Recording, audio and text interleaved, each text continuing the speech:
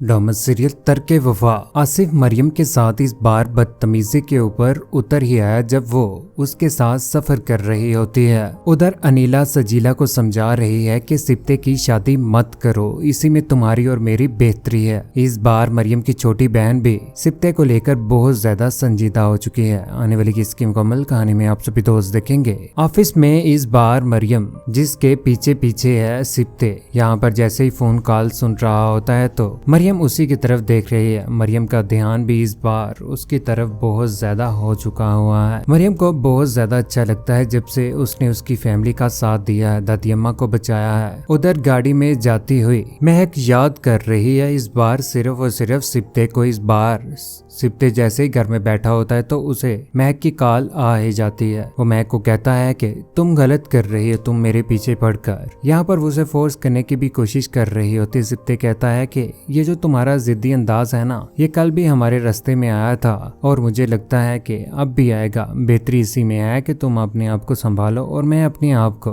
ये बात सुनने के बाद यहाँ पर महक बहुत ज्यादा परेशान हो जाती है। दूसरी जानिब आसिफ, जिसे इस बार मौका मिल चुका है मरियम के साथ सफर करने का, जैसे ही वो सफर कर रहे होते हैं तो गाड़ी से उतरने ही लगती है मरियम, तो यहाँ पर उसका हाथ पकड़ लेता है क्योंकि मरियम रास्ते में बिल्कुल भी आसिफ भाई के साथ बात भी नहीं करती। जैसे मरियम का हाथ पकड़ता है तो यहाँ पर आसिफ कहता है कि मरियम तुम इतनी नफरत क्यों करती हो मुझसे, मेरी तरफ देखकर बात भी करना मुनासिब नहीं समझती। यहाँ से वो आँच उठवा कर गाड़ी से नीचे उतर जाती है, पीछे पीछे आसिफ भी। उधर घर चले जाने के बाद यहाँ पर वो अपनी छोटी बहन के साथ सारी की सारी बातें मरियम कर ही देती है। कहती है कि आसिफ ने इस तरह से बदतमीजी की है, दिल तो चाह रहा है कि इस बंदे को जान से मार दूं, इसने मेरा हाथ पकड़ा हुआ था। उधर आसिफ जैसे ही हया के सामने आता है तो यहाँ पर वो यासिर का हाथ पकड़कर उसे भी आसिफ के पास से लेकर चली जाती है। यहाँ पर आसिफ देखता रहता है कि मरियम की फैमिली उसके साथ सारी की सारी नफरत करती है। यहाँ पर सोचों में गुम होता है। दूसरी जानिब अनम नुशीन को लेकर बहुत ज्यादा गुस्से में आ चुकी है। जब वो उसी के कमरे में चले जाती है, वहाँ पर जाकर अपना सूट ढूंढ रही है, सारे के सारे कपड़े इस बार उसके निकाल ही देती है और अपना सूट ढूंढ ही लेती है। यहाँ पर अयाज भी देख रहा होता है। जैसे ड्रेस मिलता है तो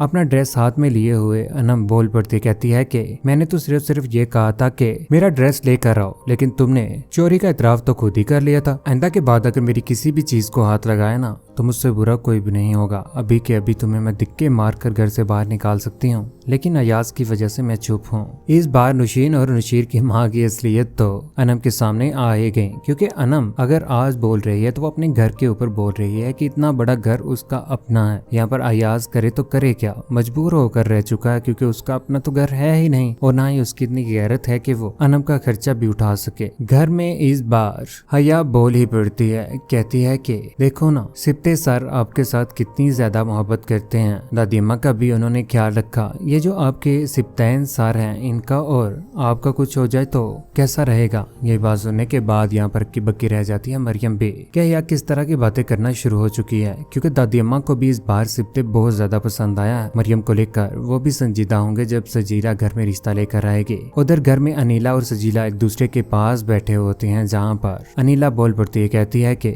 जितनी जद्दोजहद तुम कर रही हो ना लड़की को लेकर आने के लिए, मैं तुम्हारी सारी बातें सुन चुकी हुई हूँ। वो लड़की आ गई ना, तुम्हारी बहारें भी खजा में मंडलाएंगे। लेकिन इस बार सजीला कहती है कि सप्तैन के लिए ऐसी लड़की लाऊंगे जो हम दोनों के मुकाबले में खड़ी होना भी मुनासिब नहीं समझेगी। ये बात सुनने के बाद अनीला को भी समझ आ जाती है कि वाकई सजीला भी उसी तरह की सोच रखती है, लेकिन वो सिप्ते को शो नहीं करवाती। अनीला की शो हो जाती है कि वो उसकी शादी नहीं करवाना चाहती। मरियम और सिप्ते इस बार बहुत जल्द एक होने ही वाले हैं जब सजीला घर में रिश्ता लेकर जाएगी। उसके बाद मरियम का बुरा वक्त शुरू हो ही जाएगा, क्योंकि अनीला कभी भी मरियम को खुश नहीं रहने देगी। सजीला और मरियम का क्या अंजाम होना चाहिए, और उधर आसिफ का भी जो इस बार तो बदतमीजी के ऊपर ही उतर आया। अपनी कीमती राय कैसा नीचे कमेंट सेक्शन में जरूर दीजिएगा। चैनल को सब्सक्राइब करने के बाद बेल का बटन जरूर दबाइएगा। अपना ख्याल रखिएगा, दुआ में याद रखिएगा। अल्लाह हाफिज।